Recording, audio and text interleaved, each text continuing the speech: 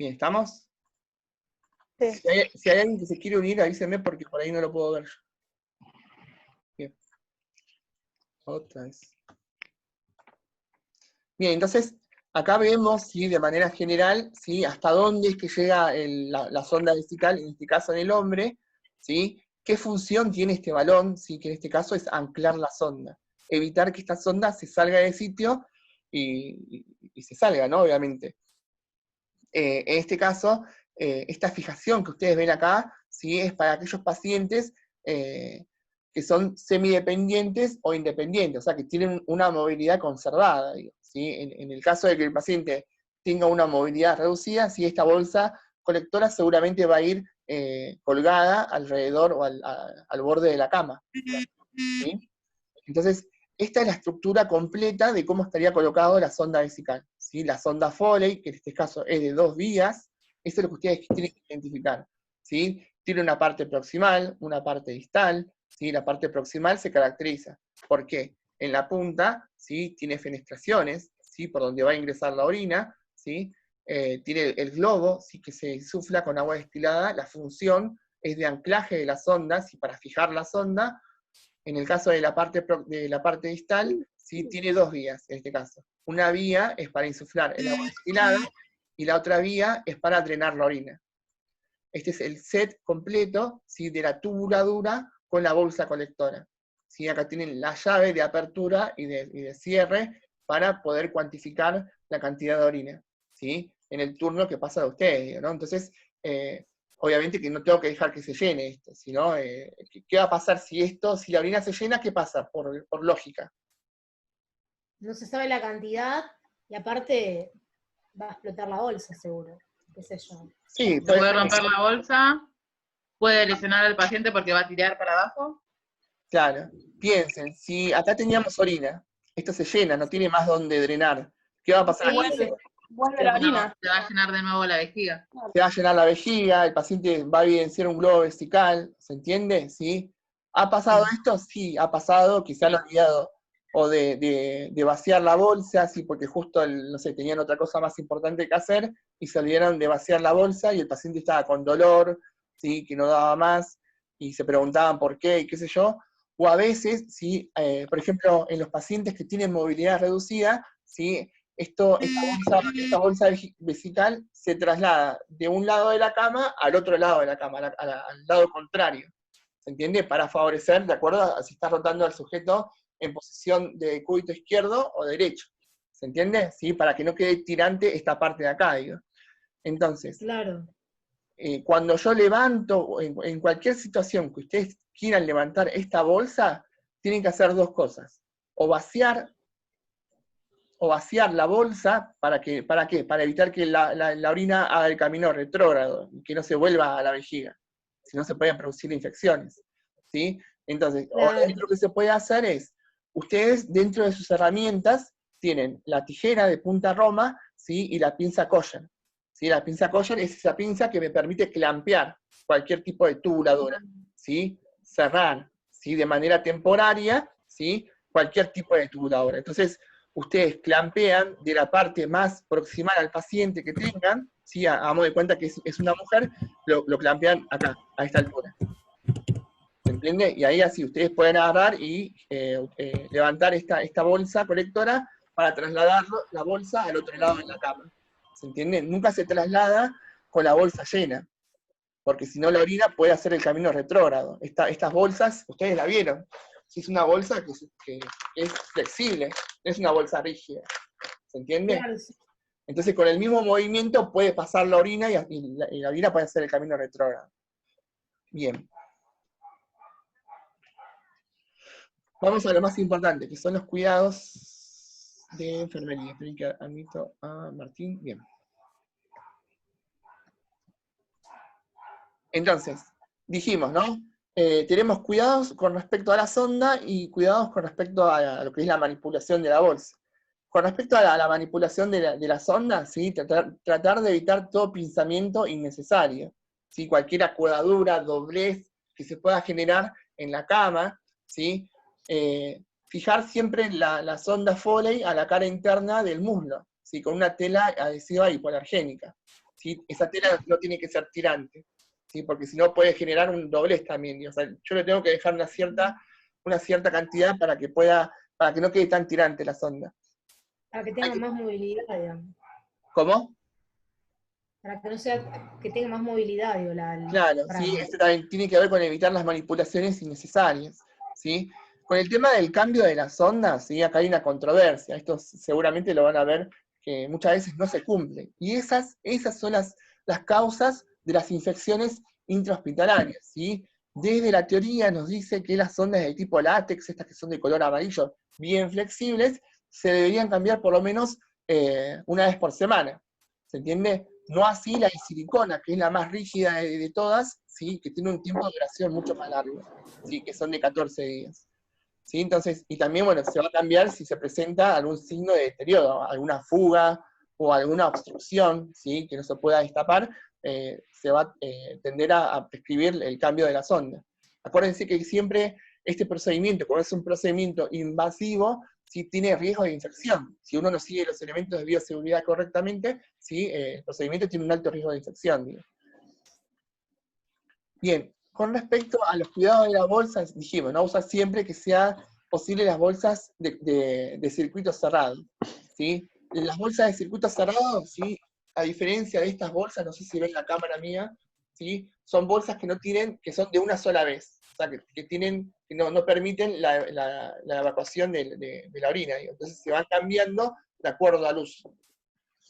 ¿Se entiende? ¿Sí? Asegurar siempre el flujo descendente, o sea, siempre el flujo con ayuda de la gravedad. ¿Sí? Nunca hay que colocar estas bolsas con orina por encima del paciente. No hace el camino retrógrado, dijimos. ¿Se entiende? Y bueno, siempre hay que cambiar estas bolsas cuando podamos evidenciar diuresis de características concentradas, o que tengan hematuria, o piuria, ¿sí? ¿Por qué? ¿Por qué se cambiarán? ¿Para no contaminar? Exactamente. No, para que no se trabe, no haya una obstrucción, o sea, no se acumule. También se lo había dicho hoy. Exactamente, bien ahí. ¿Sí? Entonces yo tengo que avisar cuando... Sí. ¿Solo en ese caso se cambian? Si no, no se cambian. Siempre tuve esa duda. No, acá te estaba diciendo con respecto a la bolsa. Con respecto a la bolsa. A la bolsa me refiero. ¿Cómo? A la bolsa me refiero. Sí. En el caso de que haya algún tipo de fuga, por ejemplo, algunas de estas bolsas también vienen, estas llaves para cerrar y abrir la bolsa, a veces vienen con fallas mecánicas. Entonces, en ese caso también hay que cambiarlas, porque uno va a estar manipulando constantemente, ¿sí? Y la idea es tratar de no tocar ese circuito, ¿sí? Para mantener la esterilidad del procedimiento. Digo. ¿Sí? Entonces, cuando veo que hay alguna falla mecánica con respecto a la bolsa, o alguna de las características que dicen acá abajo, ¿sí? Diuresis concentrada, hematuria, piuria, ¿sí? Lo tengo que cambiar primero para evitar las infecciones, ¿sí? Urinarias, ¿sí? Porque es un caldo de cultivo. Si hay piuria es presencia de pus. No voy a dejar que se acumule pus por la orina que venga. Voy a tener que tratar de cambiarla. Digo. Ya termino, ¿eh? ¿Sí? Lavar la zona, ya lo dije como hace media hora, ¿no? Bien. Importantísimo, chicos, esto. Porque muchas veces el sujeto, tanto el hombre como la mujer, más que todo el hombre, ¿no? Que tiene esa cosa de fálica de decir, bueno, ya que tengo una sonda vesical, ¿para qué me voy a lavar el pene? Digo, ¿no? Entonces, nos ha pasado, ¿sí? En una práctica de un señor que nos refería y nos decía, no, pero el enfermero me dijo que no toque ahí en la zona del pene. Cuando quisimos hacer el baño en cama, bajamos el prepucio y poco más salía murciélago de ahí. Entonces, ¿se entiende esto? O sea, y el sujeto podía movilizar los brazos. Entonces yo digo, o sea, también tenés la posibilidad de drenar la orina, pero eso no quita que te higienices en esa zona. Digo. Entonces las chicas con las que estábamos en ese momento le explicaron y le dijeron, bueno, acá tiene la esponja, acá tiene el jabón, lo ayudamos para que pueda mantener abiertas las piernas y usted higienícese en la zona de esta manera, por debajo del prepucio, alrededor del glande. Lo aprendió, ¿sí? Le gustó, se sintió interesado, le dijo, mirá, yo no sabía esto, que se tenía que, porque me dijeron que lo podía romper y qué sé yo, nada que ver, digo, capaz era por vagancia, pero, ¿se entiende? Yo tengo que colaborar estos hábitos de salud en el paciente, digo, ¿sí? Entonces, hay que limpiar, tanto en el hombre como en la mujer, ¿sí? La zona alrededor de la sonda, ¿sí? Para favorecer eliminar la mayor cantidad de microorganismos. ¿Se entiende esto? Sí, profe. Sí, sí, sí, sí.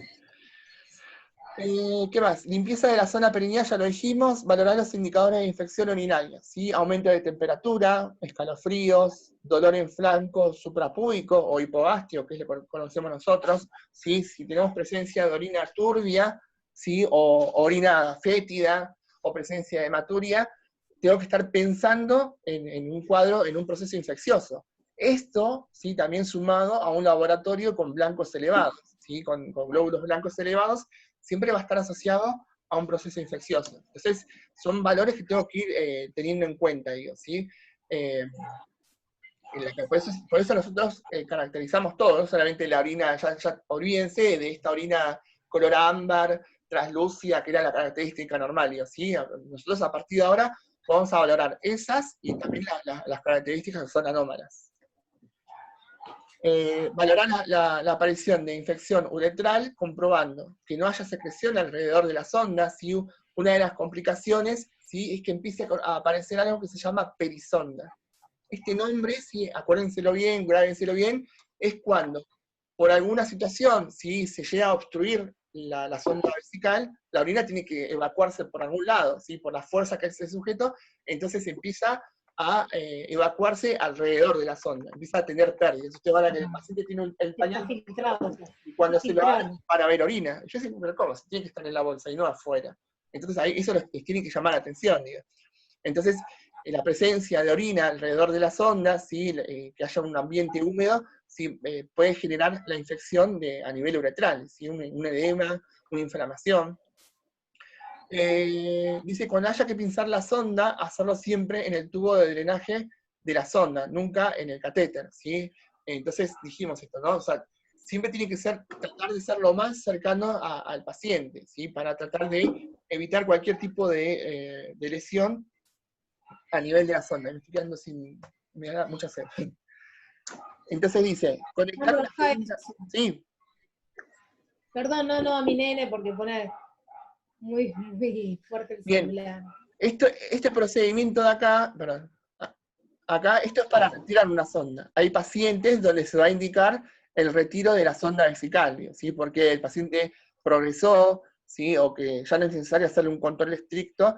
Entonces, esto hago mea culpa, lamentablemente. A mí me pasó cuando era estudiante, que yo no lo tenía bien clara esto, y me tocó una vez retirar una sonda vesical en un hombre, ¿sí? Y sinceramente me había olvidado del procedimiento, porque yo creo que les comenté mucho esto, ¿no? Yo cuando estudiaba pensé que me iba a recibir de experto en signos vitales, porque era lo único que hacía, digo.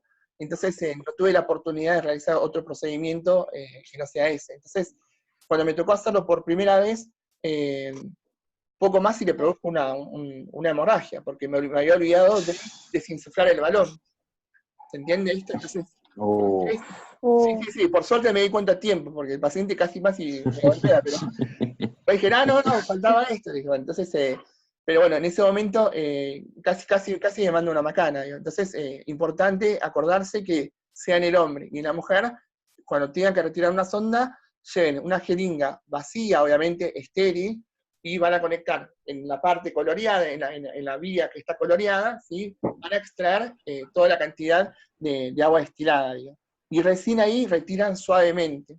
Y cuando digo suavemente, es suavemente, porque ahí también se puede producir algún tipo de lesión, ¿sí? La sonda a veces puede quedar adherida a la pared de la uretra, ¿sí? Entonces si yo la retiro de forma brusca, puedo retirar parte de la mucosa de la uretra, entonces le puedo llegar a producir una hemorragia. Y bueno, y obviamente después la limpieza correcta de la zona alrededor de la colocación, digo. Bien.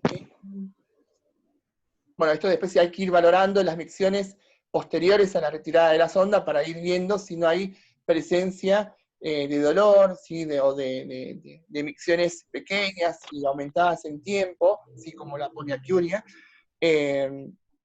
Pero bueno, la idea es que vaya mejorando esto con el tiempo, ¿no? Esto es normal porque el sujeto tiene que readecuarse a la sensación de la micción. Bien, esto ya no lo voy a explicar porque esto es a modo informativo, cuando tengan ustedes tiempo, lo ven, si hacen zoom, ¿sí? Es como un resumen de todo lo que vimos ahora, digo, ¿sí? Los tipos de sonda, de látex, PVC, silicona, los tipos de técnicas, ¿sí? En el caso de que sea intermitente va a ser limpia, séptica, estéril. ¿Se entiende? Sí. Sí, Buenísimo. profe. Deme bola. Bien. Súper. Muy buena la clase. Ahora, si traté de hacerlo lo menos aburrido posible, porque yo entiendo que esto es un plomazo. Sí. No, profe, aparte es un tema bastante interesante y uno se engancha. Igualmente lo vamos a volver a ver, digo, esto no es que termina acá, ya está, nos olvidamos, ¿sí? Lo vamos a volver a ver, así que... Lo que te hartas es estar en tu casa. ¿Cómo? Lo que te hartas es estar acá adentro, digo. Sí, puede ser, sí, concuerdo, mamá. Bien. ¿Qué otro tema? Vamos a hablar chiquito y conciso de los diagnósticos que me interesa que veamos. ¿Sí? Les voy a compartir una ventanita acá. Si quieren pueden aprovechar 5 minutos para, si quieren ir al baño, aprovechen 5 minutos, les doy acá para... Bien, observa bien acá, son 2 bronquios, ¿sí? Que están cortados en manera transversal, digo, ¿sí? Entonces ahí observan, en un lado los bronquios de manera normal, la luz, una alta luz que tiene ahí, ¿no? Por donde transcurre el aire, digo. Y por otro lado vemos un proceso infeccioso, tanto de la pared, ¿sí? de los bronquios, como por la presencia de secreciones. Estos son los 2 factores causales en general en las patologías respiratorias que ustedes estuvieron analizando. ¿Sí? Por un lado, la presencia de secreciones, la acumulación de secreciones por la mera gravedad, ¿sí? En la base pulmonar, ¿sí? Estas secreciones van a ir drenando y drenando, ¿sí? Hasta llegar a los alvéolos. En los alvéolos es la parte funcional del pulmón, es donde se produce lo importante, que es el intercambio gaseoso.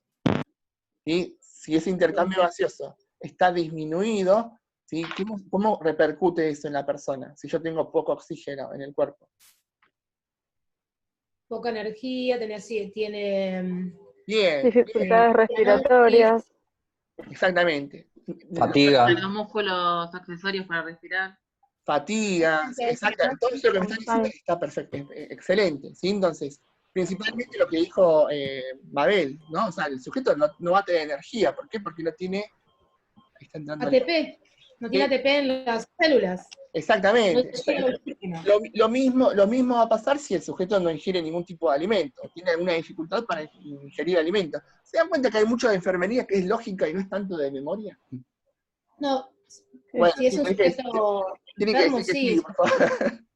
Bueno. Sí, profe. Pero esa Profe, persona hicimos haciendo está bien, trabajo de adulto y anciano, ayuda. que si no lo asimilamos, no aprendimos nada. Bueno.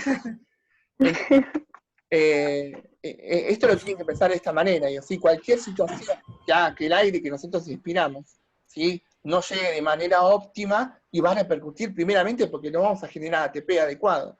Entonces, si no generamos ATP adecuado, vamos a estar somnolientos, o sea, vamos a estar ahí cabeceando, así como, por ejemplo, piensen ustedes, cuando estamos en un ambiente cerrado, en clase, ¿sí? Se acumula dióxido de carbono. La mayoría está haciendo saludo chino ahí, ¿no? Así como, ¿no? Es porque no hay oxígeno, ¿sí? Se acumula el dióxido de carbono, entonces no tienen esa capacidad para mantenerse despiertos, ¿sí? El único que está ahí tratando de aplaudir es el docente nada. Pero bueno, entonces, yo les propuse acá algunos diagnósticos que fui viendo de los trabajos que me hicieron ustedes, ¿sí? Que yo los considero como correctos. Entonces, ustedes dijimos, ¿no? Lo podemos ver desde el punto de vista de Henderson, desde la respiración de manera general. Inclusive si quieren para el parcial yo se los tomo como correctos. Si todavía les cuesta diferenciar qué cosa de la respiración. O sea, si quieren ponerme alteración de la respiración, yo se los tomo como correctos en esta instancia. Ya cuando estemos en el cuatrimestre que viene, en las prácticas o en donde estemos, ya no sé de dónde vamos a estar, ahí sí necesito que empecemos a diferenciar. ¿Qué cuestión de la respiración? En este caso, ¿sí? Fuimos a algo particular como la alteración del patrón respiratorio. Evidentemente estamos hablando de la frecuencia respiratoria. Entonces, esto va a estar relacionado, en general va a ser un común denominador la presencia de secreciones abundantes, ¿no? En las patologías que estuvieron viendo, se repitió bastante, ¿o no? ¿No? Sí. Bueno, entonces, la presencia de secreciones, como vimos en la filmina anterior, ¿sí? va a hacer que esa frecuencia respiratoria, en este caso, esté aumentado. ¿Cómo me doy cuenta? Y el manifestado, o sea, la semiología, los signos y síntomas. Frecuencia respiratoria, 26 ciclos ventilatorios por minuto. Les puse un valor cualquiera, pero se dan cuenta que es una taquipnea, ¿sí? Sí. Bien. Sí. Entonces, algo importante que quiero que empecemos a ver. Si ustedes acá en la alteración me están hablando de la frecuencia respiratoria, en el manifestado por me tienen que poner frecuencia respiratoria. ¿Se entiende? Acá no van a poner, si quieren después me pueden poner todo lo que quieran, pero primeramente si me están hablando del patrón respiratorio, acá me tienen que hablar primero de la frecuencia respiratoria y de sus características. Ahí me pueden, acá no lo puse, pero para que no sea tan largo, pero me podían haber puesto respiraciones profundas, qué sé yo, o sea, respiración abdominal, torácica, lo que ustedes consideren, aleteo nasal. Y que, Está usando mucho la parte del músculo. claro, ahí accesorio. ustedes me están hablando acerca del patrón o de la mecánica ventilatoria. ¿Se entiende? Sí. Bien, acá yo les puse como algo accesorio, algo secundario, ¿sí? En este caso, ¿cómo me doy cuenta que hay abundantes secreciones? Y porque tiene tos productiva, o puede ser no productiva, si no las puede expectorar, ¿sí? Y los sonidos que yo escucho a la auscultación son sonidos de tipo roncus. ¿Escucharon el video que les mandé? Les mandé los tipos de sonidos anómalos. Sí. ¿Lo pudieron escuchar? Yo no lo pude abrir yo. Bueno, tratá de revisarlo porque todo eso entra para el parcial, ¿sí? O sea, que empiecen por lo menos a diferenciar o a reconocer, ¿sí? Qué tipo de sonidos escucharían en una persona que tiene secreciones bronquiales. Y en este caso serían secreciones de tipo roncus. Bien, pensemos entre todos, ¿sí? Acá vamos a tratar de hacer una actividad en conjunto, ¿sí? ¿Cuál sería el objetivo de mis acciones de enfermería? ¿Qué es lo que yo pretendo lograr con esto, o sea, con mis acciones? A través de este diagnóstico. Que el sujeto, ¿qué? Tenga un patrón respiratorio normal. Recupere. Bien, tirame un valor de normal, que sea realista. Normal, 20. ¿Era?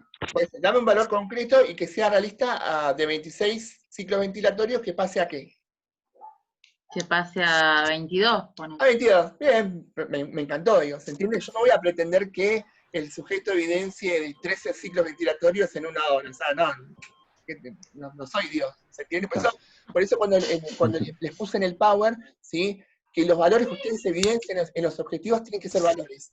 Primero que les puedan cuantificar, digo, o sea, algo, número de pasos, que se pueda incorporar con los pies, que pueda comer por sus propios medios, que abre, que se comunique, que dé un porcentaje de saturación de oxígeno, algún valor contable. En este caso, de la frecuencia respiratoria.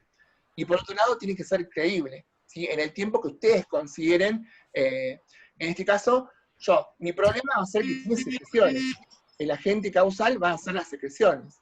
Entonces, las secreciones, de acuerdo al sujeto, ya acá igual no le di mucha información, pero de acuerdo al sujeto, a su patología previa, si tiene a los antecedentes, al estado actual, ¿sí?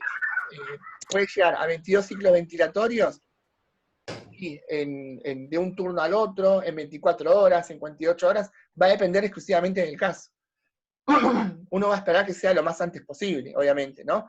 Pero, entonces ahí estaríamos planteando nuestro objetivo, que el sujeto evidencie una frecuencia respiratoria de 22 ciclos ventilatorios por minuto, ¿sí? En el transcurso de 24 horas, vamos a ponerlo, porque no le puse ningún otro dato acá. Bien, entonces ahí estaría planteado mi objetivo de manera correcta. ¿Qué acciones de enfermería harían ustedes? Poner al paciente sentado. ¿Qué es sentado? Yo estoy sentado ahora, pero ¿cómo se dice? ¿Qué posición? No, Semi-Fowler. ¿Fowler o Fowler? ¿Por qué? Fowler. Para ayudar a la la ventilación, aire. a mejorar la ventilación. Bien, para favorecer la expansión Claro. torácica, para favorecer la ventilación me gusta, o sea, me gusta todo eso, es bien. Acuérdense siempre de poner el porqué, porque cuando yo les pido fundamentar, eso es fundamental. ¿Qué más? Luego lo que se puede hacer son aspiraciones para Bien. mejorar. Ojo con eso, yo no me acuerdo si fue el grupo de ustedes, pero ahora que me lo decís, te lo tomo como, no como un tirón de orejas, pero para todos, digo. Sí. Yo en lo particular, ¿sí? Todos esos procedimientos que son invasivos, siempre los dejaría a lo último. Ustedes, de manera fisiológica, ¿De qué manera pueden eliminar las secreciones? Nebulización. ¿Eh? Con nebulizaciones. La nebulización es un movimiento para favorecer, pero vos, si tuvieras secreciones, ¿de qué manera las eliminás de manera normal? Favoreciendo la expectoración. Con la tos. La tos es una... Sí. Enseñándole al paciente cómo toser, Exactamente. teniendo la Sí, capacidad entonces, cuando tose. primero, Unos golpecitos por atrás no van, ¿no?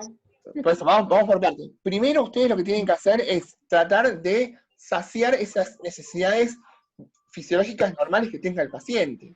Ahora, si el paciente tosiendo, o sea, haciendo todas estas cuestiones para tratar de fluidificar secreciones, no pueden, y bueno, ahí sí, con prescripción médica, ojo con eso, sí realizan la aspiración de secreciones, digo. Entonces, primero voy a tratar de aflojar las secreciones. ¿De qué manera? Ahí me dijeron, con nebulizaciones, si uno puede nebulizar sin prescripción médica, con solución salina solamente.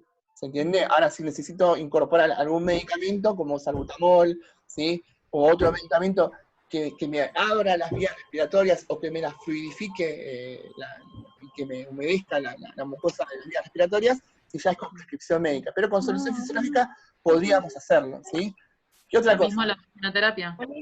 También tranquilizar al paciente y... Lo que me hace falta a mí ahora, hidratación. Hidratación, sí, también es para favorecer la fluidificación de secreciones. ¿Sí? No es que tomando agua, sí, automáticamente se va a pasar a la mucosa, pero la idea es esa, ¿sí? O sea, si yo tomo agua, si mantengo una hidratación, por ahí no se ve por fuera, pero por dentro sí voy a favorecer que mis mucosas estén hidratadas, y si se hidratan, de alguna manera va a empezar a aflojar esas secreciones que son espesas, digo. Bien, y algo que dijo Mabel, por ahí creo que lo dijo, es el tema del drenaje postural. ¿No? El drenaje postural sería colocar al sujeto en posición de Trendelenburg, ¿sí? En cualquiera de los decúbitos. Yo tengo, mediante la auscultación, ir viendo y comprobando ambos campos pulmonares. Para eso sirve la auscultación. No solamente para decir si tiene roncus o si tiene sibilancia, no, yo tengo que ir y diferenciar. Lo que yo escucho de un lado, si hay una buena entrada de aire, a la misma altura debería escuchar del otro lado la misma buena entrada de aire. ¿Sí? Por eso siempre se hace, las comparaciones se hacen en forma simétrica. ¿Se entiende? Lo que escucho de un lado lo tengo que escuchar del otro. Si de un lado escucho que hay una buena entrada de aire, y del pulmón derecho escucho que hay un roncus y hay una mezclolanza y todo lo que... Bueno, entonces seguramente va a necesitar tratamiento de drenaje postural del lado derecho, no del izquierdo. ¿Se ve eso? ¿Se entiende? Sí. Sí, y el ejercicio también de respiraciones, porque eso cuando hace es como que empieza a toser la persona. Exactamente, sí, exactamente, ¿sí? Enseñar esto de a toser de la manera que le sea más óptima para el paciente. ¿Se entiende? ¿Sí? Entonces, yo voy a favorecer eso, que el paciente tosa, que tosa y tosa y tosa y tosa. Incluso hay medicaciones que favorecen la expectoración. ¿Entiendes? Sí, eso se hace más. Dilatadores, ¿no? Exactamente, ¿sí? Después, si con todo eso, sinceramente, no pude evidenciar que eliminé secreciones ni nada, bueno, ahí sí, seguramente, bajo prescripción médica, vamos a tener que realizar procedimientos invasivos como la aspiración. ¿Sí? Puede ser bucofaringia, ¿sí? No más, porque más al fondo ya no estaríamos entrando en una zona peligrosa. Pero por lo menos en la región bucofaringia, que a veces se acumula mucho en esa zona, ¿sí? Para favorecer la eliminación de secreciones. Y algo importantísimo, una palabra que les tiene que quedar clave en casi todos los signos vitales, en casi todos los diagnósticos, es la monitorización de aquello que está alterado. En este caso, ¿qué es lo que está alterado? Vía respiratoria.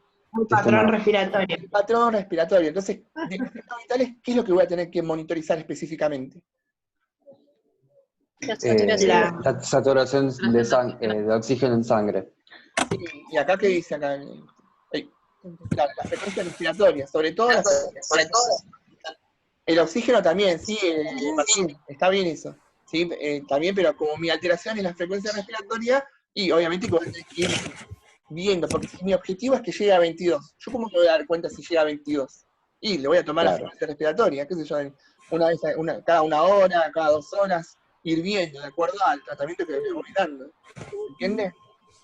Ese vendría a ser el punto de la evaluación. Del PAE, el punto 5 era la evaluación. ¿Cómo me doy cuenta que llega a mi objetivo? En este caso, yo tengo que tomar la frecuencia respiratoria. Si le tomo la frecuencia respiratoria y está en 22, ¿se cumplió mi objetivo? No.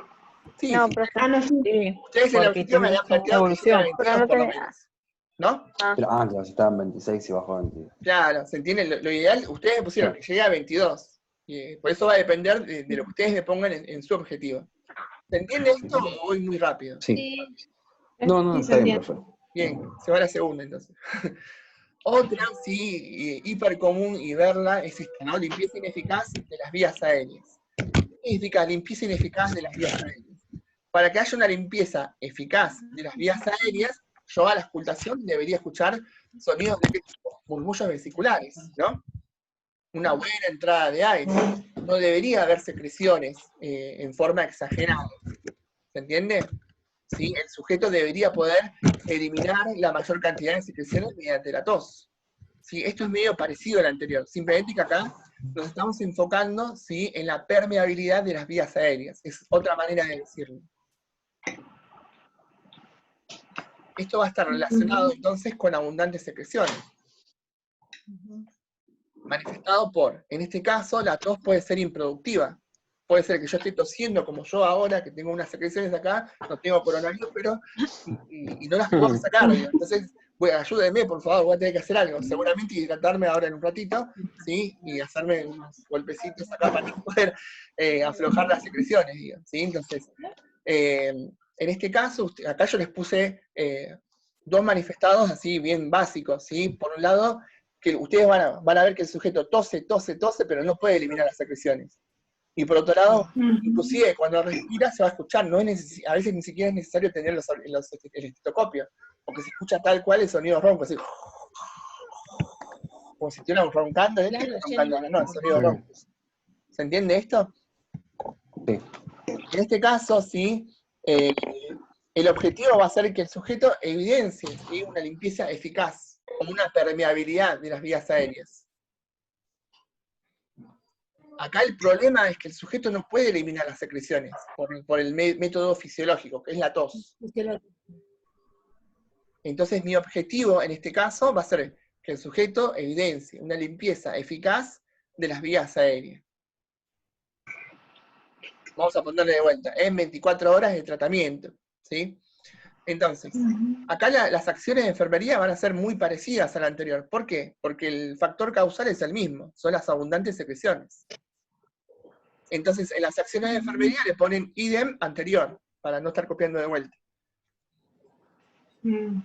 Acá, inclusive, le voy a dar más énfasis, ¿sí? Acuérdense de esto, ¿no? O sea, del drenaje postural, dijimos poner en posición de Trendelenburg, de acuerdo al foco donde tenga la acumulación de secreciones, si es en el foco derecho o en el foco izquierdo, ¿sí? En la parte superior, en la parte apical, en la parte media o en la parte basal de los pulmones. ¿Sí? La parte apical, acuérdense, de un órgano, ¿sí? Si son órganos de forma piramidal, sería la punta. La parte basal es la base. ¿Sí? Órganos piramidales teníamos, por ejemplo, el pulmón, Corazón. el El corazón. El corazón. No importa. Bien, entonces, pero bueno, los pulmones seguro, porque tenían forma así, piramidal. ¿sí? Entonces, acá en las acciones de enfermería le ponen idem anterior, ¿sí? Que son las mismas, digo. Vamos con otra, ¿sí? Acá nos vamos a la segunda de Henderson, que es la nutrición. Yo de la nutrición puedo hablar un montón de cuestiones. Puedo hablar de la nutrición, o sea, de la incorporación de nutrientes, ¿sí? Puedo hablar de la deglución, que tiene dificultad para deglutir, ¿sí? En este caso, ¿sí? en un paciente que tiene patologías respiratorias, si me queda un minuto me parece, avíseme si no, puede estar relacionado, ¿sí? Con el esfuerzo respiratorio.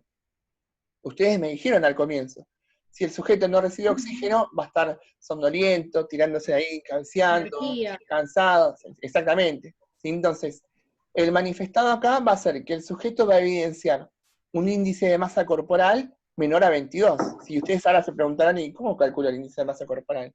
Y bueno, para eso, ¿sí? Tenemos este cálculo que necesito que lo anoten. Todos aquellos que pusieron, seguramente ya lo hicieron, pero todos aquellos que pusieron algún diagnóstico con respecto a la nutrición, ¿sí? Este es el cálculo que deberían haber hecho, ¿sí? el peso en kilos y la altura en centímetros.